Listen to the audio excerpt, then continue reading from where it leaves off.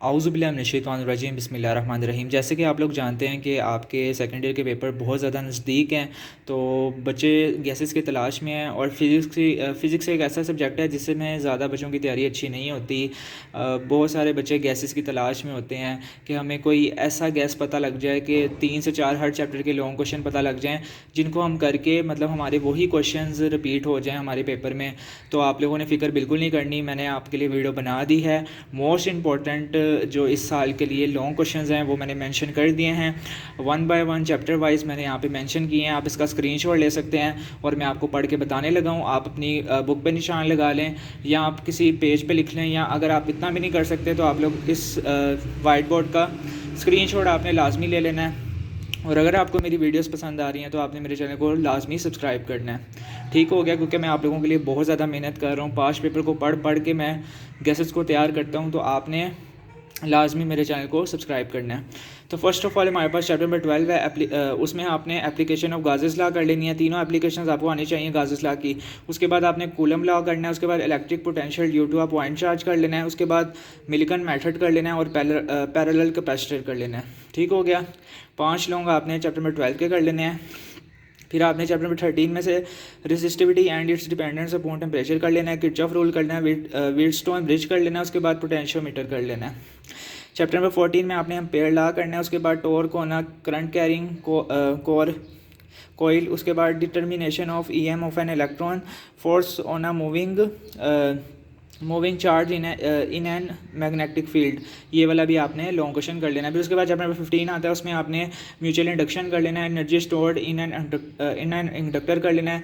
Alternating current generator कर लेना है और ट्रांसफार्मर का टॉपिक कर लेना है। हर चैप्टर के 3 से 4 आपको लॉन्ग क्वेश्चन बता रहा हूँ, तो ये आपने लाजमी कर लेना है। कोई से इनमें से 6 चैप्टर सेलेक्ट कर लें और उनके बुक पर निशान लगा के जो मैंने आपको बताया है 4 लॉन्ग क्वेश्चन है, बुक पर निशान लगाएं और अभी से प्रैक्टिस करना शुरू हो जाए, तो इंशाल्लाह आपके 2 से 3 दिन में लॉन्ग क्वेश्चन क्लियर हो सकते हैं। अगर आप कंसेप्ट लेके यूट्यूब से अभी सीखेंगे 4 लॉन्ग क्वेश्चन है, तो आप 2 मिनट एक लेक्चर पे अगर आप आधा घंटा भी लेते हैं समझने पे, तो आपके 2 दिन में ये सारे क्वेश्चंस हल हो सकते हैं।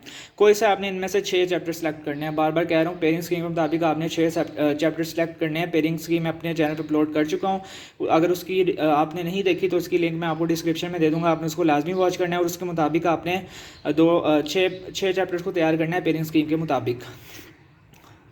ट्रांसफार्मर हो गया। फिर चैप्टर नंबर 16 आ गया हमारे पास, अल्टरनेटिंग करंट थ्रू कैपेसिटर करना है, उसमें एसी थ्रू इंडक्टर करना है।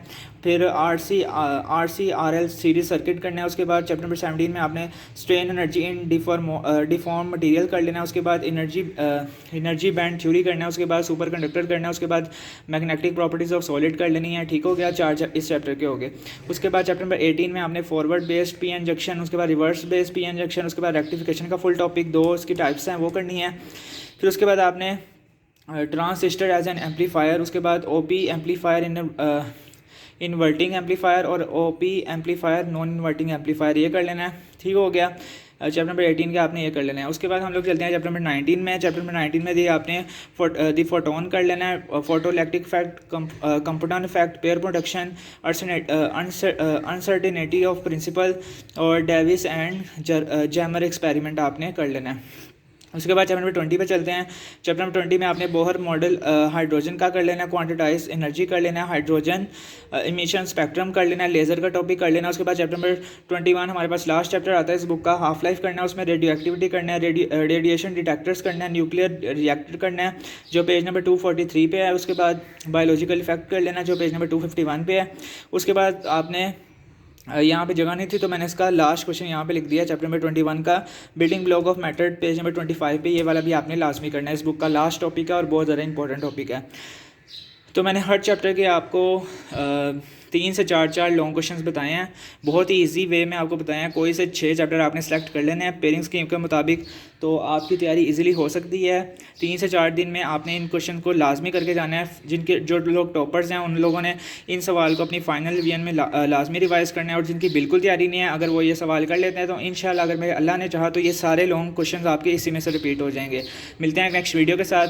आपने जब पेपर देख के आना है, आपने मुझे आपके लाजमी इस वीडियो के नीचे कमेंट करना है कि ये वाले सवाल आए थे कि नहीं आए थे। ठीक है। और अगर ये सवाल आते हैं तो आपने मुझे अपनी दुआओं में ज़रूर रखना है। मिलते हैं एक नेक्स्ट वीडियो के साथ, तब तक के लिए अल्लाह हाफिज़। और मैं आप बायोलॉजी और केमिस्ट्री का भी ऐसा गैस अपने चैनल पे बहुत जल्द अपलोड करूँगा, तो आपने इसको भी लाजमी वॉच कर लेना। उसकी लिंक भी मैं आपको डिस्क्रिप्शन में दे दूँगा।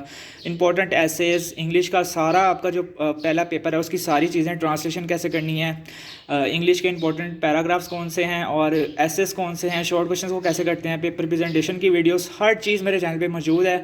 तो आपने थोड़ा सा स्क्रॉलिंग कर लेनी है। अगर स्क्रॉलिंग नहीं होती तो मैं आपको आपने क्या कहते हैं, मैंने हर वीडियो के नीचे लिंक्स भी दी हुई हैं। तो अगर किसी चीज़ की लिंक आपको नहीं मिलती तो आप कमेंट सेक्शन में बताएं, तो इंशाल्लाह मैं आपको उसकी लिंक भी प्रोवाइड कर दूंगा। चलें ठीक है, सारी कन्फ्यूजन क्लियर हो गई। अल्लाह हाफिज़।